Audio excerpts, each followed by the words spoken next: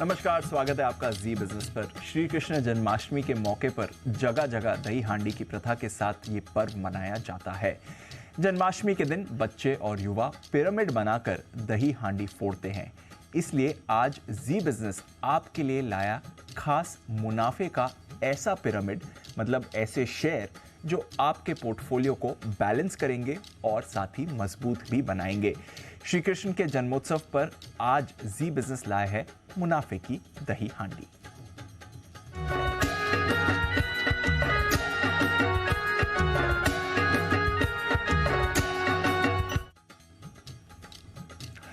और इस खास शो पर हमारी खास टीम भी है तैयार, पूरी रिसर्च टीम है मेरे साथ आपको बताने के लिए कि कैसे आप अपने पोर्टफोलियो को मजबूत बना सकते हैं। कुशल, अरमान, आशीष, वरुण और साथ ही नुपुर भी हमारे साथ हैं इस मुनाफे की दही हांडी को तैयार करने के लिए।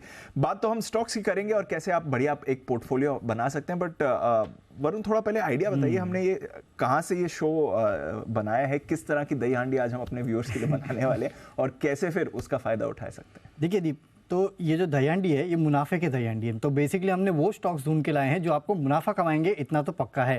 अब आप कभी भी दही हांडी अगर आप देखेंगे तो जैसे कि आप कह रहे हैं कि एक पिरामिड हम बनाते हैं, तो और पिरामिड में जो सबसे नीचे का लेवल रहता है वो सबसे स्ट्रांग होना चाहिए, क्योंकि अगर वो बेस हिल गया तो आप दही हांडी कभी फोड़ ही नहीं पाओगे, राइट। तो सबसे पहले तो उस बेस पे हमने उन स्टॉक्स को रखा है जो कि फंडामेंटल सबसे स्ट्रांग स्टॉक्स है और जो कि अगर आप देखेंगे तो लार्ज कैप स्टॉक्स है जो हिलने वाले नहीं है। आप कुछ भी करिए तो आपका बेस जो है सबसे पहले उसको स्ट्रांग कर लीजिएगा। उसके ऊपर थोड़े रिस्की स्टॉक, यानी कि जो मिड कैप्स है, हालांकि वो भी स्टेबल ही है, वो भी उतने रिस्की नहीं है, स्टेबल मिड कैप्स हम इसको कह सकते हैं, जो कि आपके फर्स्ट फ्लोर को अच्छे से इंटैक्ट रखेंगे। उसके ऊपर हमने थोड़े ज़्यादा रिस्की स्टॉक्स लिए हैं, हालांकि वो इतने भी रिस्की नहीं है, बट हाँ थोड़े शेकी स्टॉक्स है जहाँ पे आप मुनाफा तो कमा सकते हैं, हाई रिस्क है लेकिन हाई प्रॉफिट भी आपको मिलेगा। ऊपर जो तेजी से जाते हैं, रॉकेट की तरह, गिरते भी रॉकेट की तरह है लेकिन हाँ ज़्यादा प्रोबेबिलिटी रॉकेट की तरह ऊपर जाने के हैं। और सबसे ऊपर हमने रखा है एक वो जेम स्टॉक जो कि आपको सबसे ज़्यादा मुनाफा कमाएगा और सफलता यही लेकर सफलता सबसे ज़्यादा यही आपको देके जाने वाला है, सबसे ज़्यादा पैसा ये कमा के देगा। तो इस तरह से हमने अपना पिरामिड बनाया है जहाँ पे नीचे सबसे स्ट्रॉन्ग स्टॉक्स है और उसके ऊपर जब से ज़्यादा जैसे जैसे आप जाते जाएंगे तो सबसे ऊपर आपको मुनाफे की हांडी मिलेगी जो आपको लखपति बनाएगी। बिल्कुल। तो आइए, ये पिरामिड जो है हमारी टीम ने आपके लिए तैयार करा है। तो पहले जो बेस की बात कर रहे थे वरुण, उससे करते हैं शुरुआत और मजबूत बेस की बात करिए। कुशल, आप ही करेंगे शुरुआत, आप ही से सबसे मजबूत स्टॉक लेकर देखिए बेस बनाना है दीप, और खास वजह की कुशल से देखिए कोइंसिडेंस है एंड ऑफ कोर्स जो सबसे मजबूत और सबसे बड़ा बेस स्टॉक अगर आप देखें तो यहाँ पर निफ्टी की कंपनी L&T, इस पर सबसे ज़्यादा फोकस है यहाँ पर। इसलिए ये फोकस इसलिए है क्योंकि देश की सबसे बड़ी EPC कंपनी है। एक तो यहाँ पर एक ये मजबूती देती है, साथ ही आप देखिए कई सालों से, कई दशकों से लगातार L&T कॉन्ट्रैक्ट्स जीतती आई है, दोनों ही, चाहे आप गवर्नमेंट बेसिस पे कहें या फिर प्राइवेट प्लेयर्स की तरफ से। इनफैक्ट अगर आप देखें तो 40% से ज़्यादा इनके रेवेन्यू जो है अंतर्राष्ट्रीय बाजारों से भी आते हुए दिखते हैं। तो साफ तौर पर एक अच्छी खासी डाइवर्सिफिकेशन जो स्ट्रैटेजी है वो भी कंपनी ने दी है। यही नहीं, 4 लाख करोड़ से ज़्यादा की ऑर्डर बुक कंपनी की ऑलरेडी हो चुकी है और आए हर दूसरे दिन हम देखते रहते हैं कि यहाँ पर करीबन 2500 से 5000 करोड़ के ऑर्डर जीते या फिर एक मेगा ऑर्डर जीता। तो लगातार कंपनी के ऑर्डर विंस भी हो रही है, जिससे इनकी रेवेन्यू विजिबिलिटी, ऑफ कोर्स जितनी भी EPC कंपनियां हैं उनके ऑर्डर बुक पर हम सबसे ज़्यादा ध्यान देते हैं। 4 लाख करोड़ से ज़्यादा की तो ऑलरेडी ऑर्डर बुक हो चुकी है और अब एक आगे चलकर 25,000 करोड़ रुपए का हो सकता है कि इनको एक सिंगल लार्ज ऑर्डर मिलता हुआ भी दिखे। तो अगर ये ऐसा हो जाता है तो आगे भी यहाँ पर कंपनी के लिए एग्जीक्यूशन के लिए और रास्ता खुल जाता है। रिन्यूएबल पोर्टफोलियो भी कंपनी का काफ़ी मजबूत है, वहाँ पर भी अच्छी खासी ग्रोथ आपको आगे चलकर देखने को मिल सकती है। तो बेहतरीन स्टॉक, नींव डालने वाला L&T।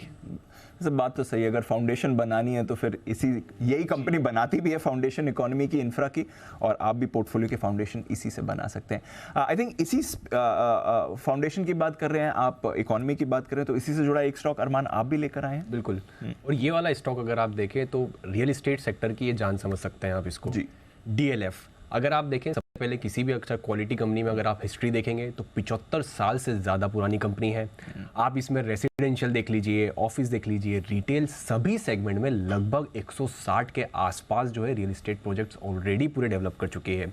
रिसेंट का आप अर्निंग्स कॉल प्रेजेंटेशन वहाँ पर एक बढ़िया अपडेट ये भी दिया है इन्होंने कि आप FY24 में जो इनके प्लान्ड अगर आप जो लॉन्चेस हैं उसकी कुल आय लगभग अगर आप देखें 44,000 करोड़ के आसपास की जो है वहाँ पर हो सकती है। आप रियल एस्टेट कंपनी की अगर कोई भी बात करें तो आप नेट डेट या डेट पे जो कर्ज है उस पर काफ़ी फोकस करते हैं, तो कंपनी का अगर आप नेट डेट देखेंगे तो सिर्फ आपको दिखेगा 55 करोड़ के आसपास का है, जो कि काफ़ी अगर आप देखें काफ़ी अच्छा है। जबकि अगर आप सिर्फ सरप्लस की बात करेंगे तो वो भी कंपेरेटिवली इस स्पेस में बहुत अच्छा है। DLF एकमात्र एक ऐसी कंपनी है जो रियल एस्टेट कंपनी में जहाँ पर आपको DGCI इंडेक्स में भी शामिल है। और अगर आप बात करें कि क्या संस्थागत निवेशकों का यहाँ पे भरोसा है या नहीं, वो भी यहाँ पर भरोसा पूरा है। लगभग 20% के आसपास की इंस्टीट्यूशनल होल्डिंग है, उसमें से FIIs की अगर आप बात करें उनकी सिर्फ 15% की होल्डिंग है। तो ये सब पैरामीटर्स पे DLF एक बढ़िया स्टॉक बन जाता है। ओके, तो नींव करने के लिए DLF घर खरीदना है और रियल एस्टेट अप साइकिल की भी हम बात कर ही रहे हैं जो शुरू हो चुका है।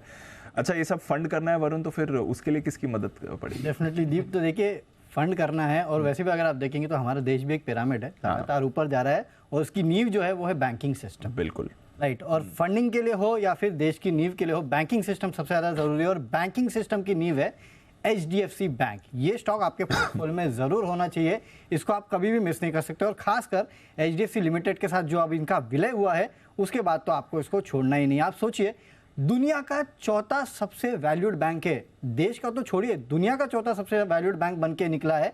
इससे ज़्यादा आपको और क्या चाहिए? आप देखिए, जब से इनका विलय हुआ है उसके बाद जाहिर सी बात है काफ़ी सारे सिनर्जीज निकल के आए हैं। खासकर हाउसिंग सेक्टर, यहाँ पे जो है कंपनी अपनी पकड़ काफ़ी बेहतरीन तरीके से बढ़ाते हुए नजर आ सकती है। इनफैक्ट क्योंकि HDFC लिमिटेड का हाउसिंग पोर्टफोलियो अच्छा खासा बड़ा था, वो अब HDFC बैंक में आएगा। नेट इंटरेस्ट मार्जिन में सुधार होगा, ओवरऑल लोन पोर्टफोलियो जो है वो बढ़ेगा। कुल बुक अगर आप देखेंगे तो इसकी एडवांसेस की या फिर जो बुक साइज है करीब 22.5 लाख करोड़ के आसपास की है और डिपॉजिट साइज करीब 20 लाख करोड़ के आसपास की, यानी आप सोचो 42 लाख करोड़ के आसपास की इस बैंक की बुक है। SBI के बाद अगर आप देखेंगे तो ये दूसरा सबसे बड़ा बैंक है, भले आप प्राइवेट ले लीजिए या सरकारी ले लीजिए। नो डाउट SBI एक अलग लीग का है, लेकिन अगर आपको अपनी नींव स्ट्रांग बनानी है तो एक प्राइवेट सेक्टर का अच्छा बैंक और वो है HDFC बैंक अपने आपको पोर्टफोलियो में रखना है। आप SBI की अगर देखेंगे तो बुक साइज करीब 70 लाख करोड़ के आसपास की है। अगले 4 से 5 साल में HDFC ने कहा है कि अपनी बुक साइज को दुगनी करेंगे, यानी कि शायद उसको सरपास करेंगे। नो डाउट तब तक SBI भी बढ़ेगा, लेकिन ये बैंक जो है वो अच्छी खासी ग्रोथ आपको दिखाने वाला है। अपने कॉम्पिटिटर से ज़्यादा ग्रोथ ये करेगा कि कोई भी ब्रोकरेज हाउस की रिपोर्ट आप निकाल के देख लीजिए, सब कह रहे हैं कि FY24 के बाद FY25 में अगर आप देखेंगे तो अपने कॉम्पिटिटर्स को ये पीछे ज़रूर छोड़ने वाला है। और आप सिर्फ बैंक को मत देखिए, क्रेडिट कार्ड बिजनेस भी देखिए, जहाँ पे ग्रोथ काफ़ी बेहतर आ रही है, मार्केट लीडर है, सबसे बड़ा मार्केट शेयर जो है वो इसी कंपनी के पास है। तो एक बोलते हैं ना कि जो हम सुनते थे कि एक थाली है जिसमें काफ़ी सारी चीज़ें हैं जो कि परोसी जा रही है, वो अब HDFC बैंक है। इसको आप मिस नहीं कर सकते। इंडिया है, इकोनॉमी है, तो HDFC बैंक है और रहेगा। और आपकी पोर्टफोलियो की थाली में भी एक इम्पॉर्टेंट एलिमेंट ये होना चाहिए। अच्छा, खाने पीने की बात निकली है तो एक इंटरेस्टिंग स्टॉक नुपुर के पास भी है जो हमारी बेस में होना चाहिए, आपके पोर्टफोलियो का एक अहम हिस्सा होना चाहिए। नुपुर, बताएं आपने कौन सा स्टॉक चुना है? बिल्कुल, खाने के साथ थोड़ा चेयर भी कर लेना चाहिए और पोर्टफोलियो को चेयर करने के लिए मेरे पास USL है और काफ़ी कुछ बदलाव हुआ है पिछले कुछ सालों में। हमने देखा जब से मैनेजमेंट चेंज हुआ है यहाँ पे, तब से Diageo जो लीडर ग्लोबल है अल्को बेवरेज में, उसकी सब्सिडरी है यूनाइटेड स्पिरिट्स, भारत की लीडिंग अल्को बेवरेज कंपनी में से आती है।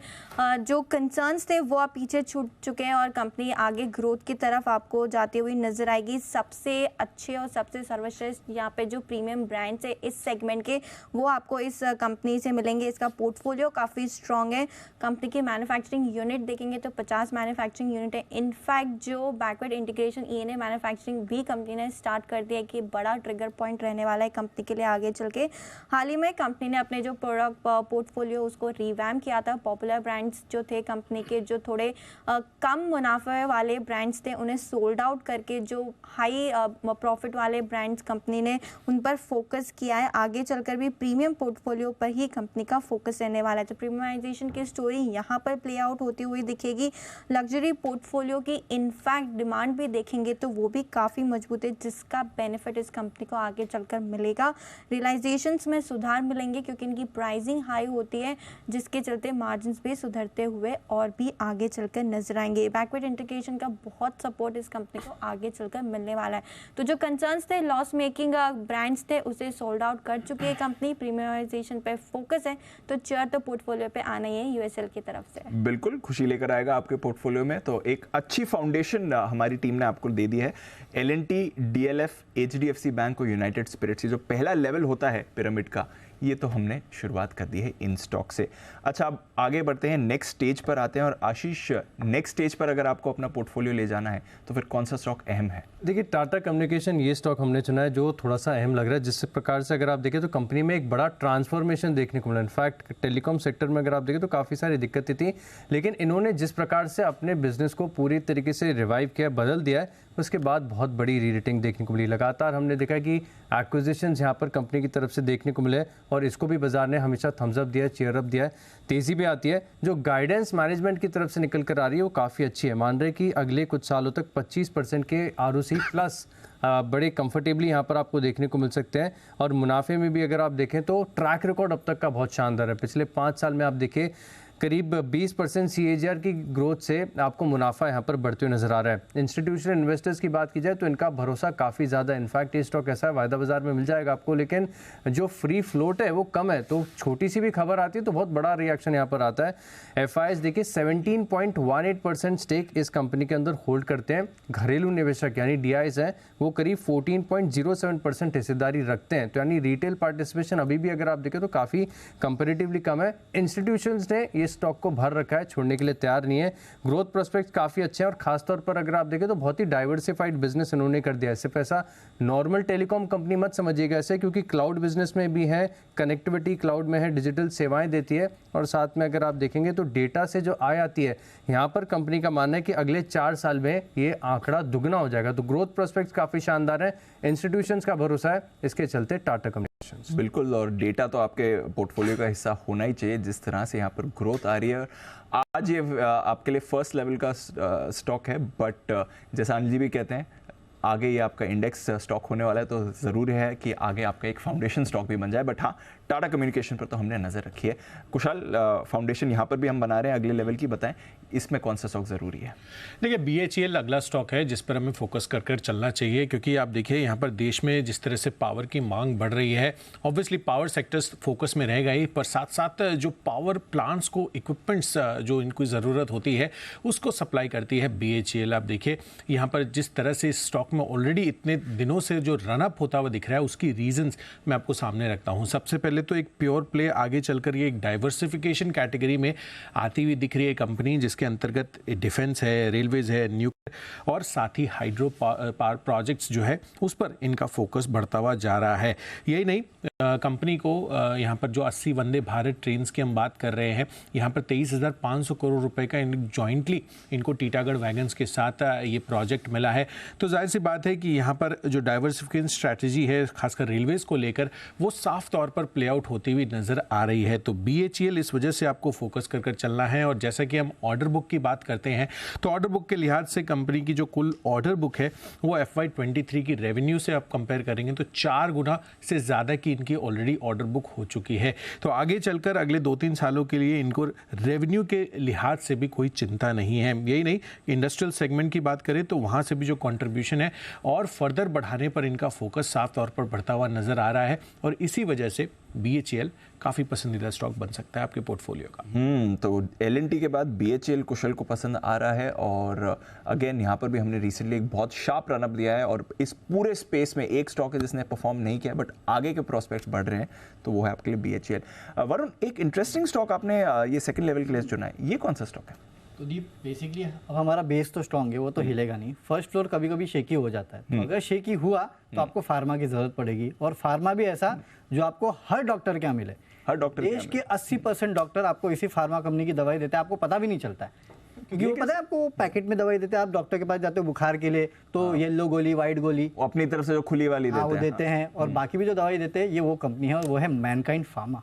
शायद कभी रियलाइज नहीं किया किसी ने, लेकिन सारी दवाइयाँ इनकी होती है। तो इनडायरेक्टली डॉक्टर्स आपको इसकी दवाई दे ही रहे हैं, या तो प्रिस्क्रिप्शन से अपनी तरफ। हाँ, या तो प्रिस्क्रिप्शन से देते हैं या तो फिर जो छुट्टी दवाई देते हैं वो भी इसी कंपनी की देते हैं, और 80% देश के डॉक्टर जो है वो इसी कंपनी की आपको दवाई देते हैं, और वो है मैनकाइंड फार्मा। इसको आप अपने पोर्टफोलियो में रखेगा।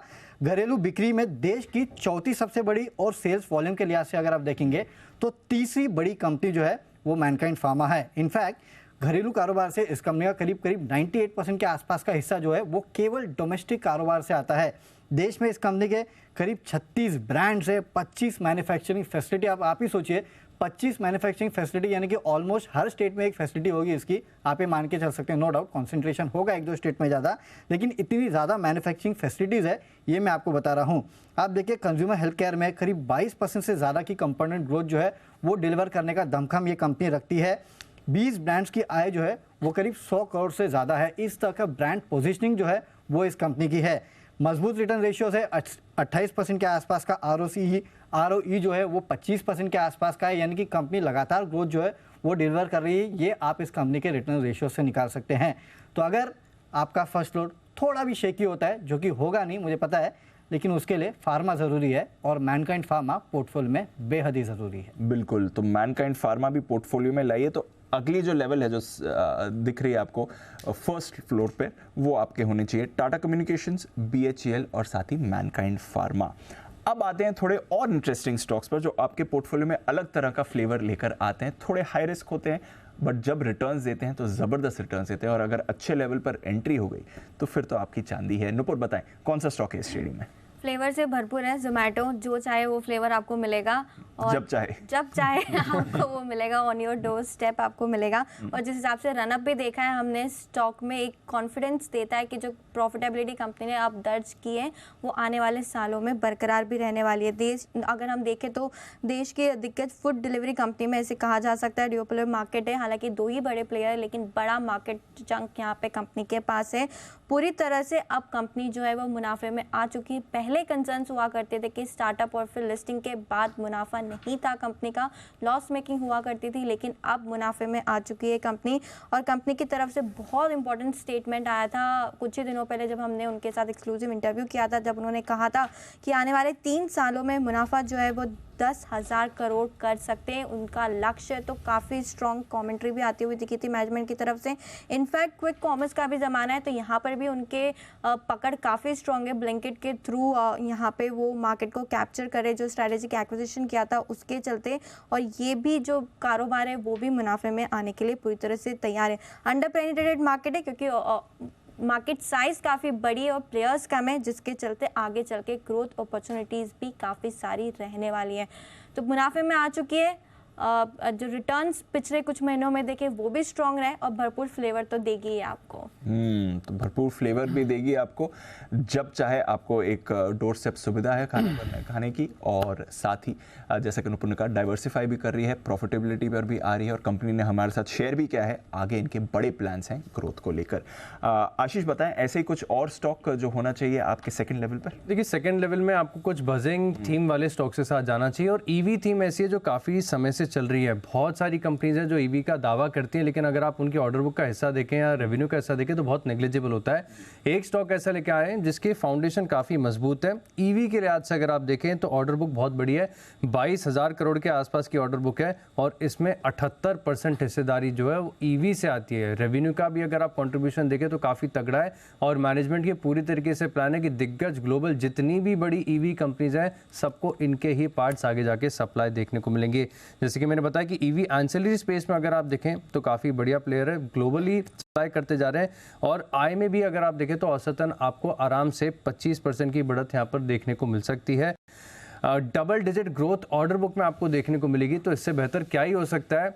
अच्छी ग्रोथ है, बढ़िया थीम है, 22,000 करोड़ की ऑर्डर बुक खरीदारी करनी चाहिए। सोना BLW 22,000 crore, 22,000। Capital goods company की बात कर रहे हैं, उससे बड़ी ऑर्डर बुक तो इनके पास पड़ी हुई है। चलिए ईवी स्पेस की दिग्गज कंपनी है जहां पर आपको रखना है। अब हम धीरे धीरे करके ऊपर तक तो आ गए। जोमेटो और सोना BLW ने आपका सेकंड फ्लोर भी कर लिया पूरा, बट फाइनल स्टेप किसका होना चाहिए? कुशल, बेस पर तो आप थे, तो फाइनल स्टेप पर किसे लगा सबसे हल्का वो? अब आप देख लीजिए, समझ लीजिए। साइज कंपैरिजन आपको दिख रहा है। तो बेस तो कुशल ने हमारी बनाई दी। टॉप पे स्टॉक से ज्यादा एनालिस्ट ज्यादा फोकस में तो अरमान, सबसे हल्के आप ही। एक ऐसा हल्का स्टॉक बताइए जो आप मुनाफे की हांडी पकड़ने की कोशिश कर रहे हैं, वो आपके लिए ला सकता है। देखिए बिल्कुल, ये जो स्टॉक है, अगर आप इसके बारे में टारगेट्स देखेंगे तो ये टारगेट्स या फिर जो मैनेजमेंट जो गाइडेंस कर रहा है उस हिसाब से आप समझ लेंगे कि क्यों यहाँ पर इस स्टॉक को टॉप में रखा गया है। सबसे पहले अगर ये टॉप में है तो मतलब ग्रुप, अगर आप महिंद्रा लाइफ स्पेस डेवलपर्स की बात कर रहा हूँ मैं, ग्रुप कौन सा है? महिंद्रा ग्रुप। तो सबसे पहले आपको प्रमोटर्स पर यहाँ पर आपको पूरा विश्वास है। दूसरा, यहाँ पर ये अभी से नहीं है, 25 साल से अगर आप देखें लगातार इस कारोबार में है।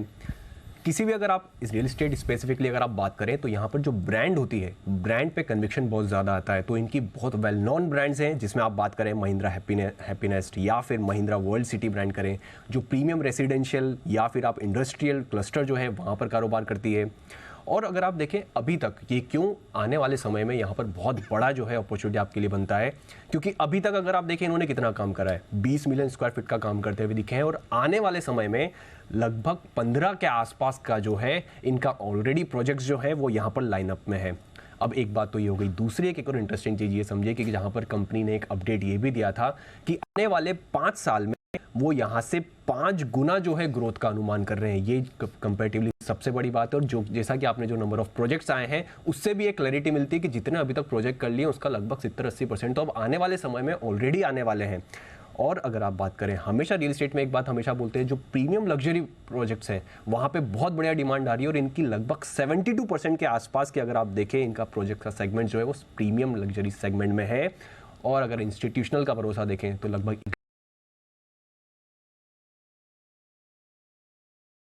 भी बात करें तो उनके पास भी लगभग 11, 11.5, 12% के आसपास का है। तो सभी तरह के तरीके से अगर आप देखें जो ग्रोथ का आउटलुक है, जितने प्रोजेक्ट्स उनके आने वाले हैं, जिस ग्रुप में है, इंस्टीट्यूशन की होल्डिंग, सब में से महिंद्रा लाइफ स्पेस एक ऊपर का डेफिनेटली एक बन जाता है कि जहां पर आपको खरीदारी करना चाहिए। और बात तो चल ही रही है कि रियल एस्टेट अप साइकिल में है, बिल्कुल उसमें अप एंड कमिंग कंपनी है, बढ़िया लैंड बैंक और जैसे आपने कहा पेडिग्री ग्रुप वाली कंपनी है, उसको रखना है आपको पोर्टफोलियो में। तो मुनाफे की हांडी का जो ऊपर का लेवल है, हल्का स्टॉक इसलिए नहीं कि वो ऊपर है, हल्का स्टॉक इसलिए कि ये तेज़ से ऊपर जाने की पूरी क्षमता रखता है। अरमान बहुत बहुत शुक्रिया ये बताने के लिए। तो सबसे ऊपर अरमान गए, बेस कुशल ने सेट की, बट हमारी टीम की तरफ से ये 10 बेहतरीन स्टॉक्स आपके लिए तैयार हैं जो आपके पोर्टफोलियो का हिस्सा होने चाहिए। बहुत बहुत शुक्रिया आप सभी का इस मुनाफे की हांडी को तैयार करने के लिए, हमारे व्यूअर्स के लिए, और कुछ ऐसी ही बेहतरीन रिकमेंडेशन लाने के लिए आपका भी बहुत बहुत शुक्रिया। और एक बार फिर से बहुत बहुत शुभकामनाएं आपको त्योहार के सीजन की।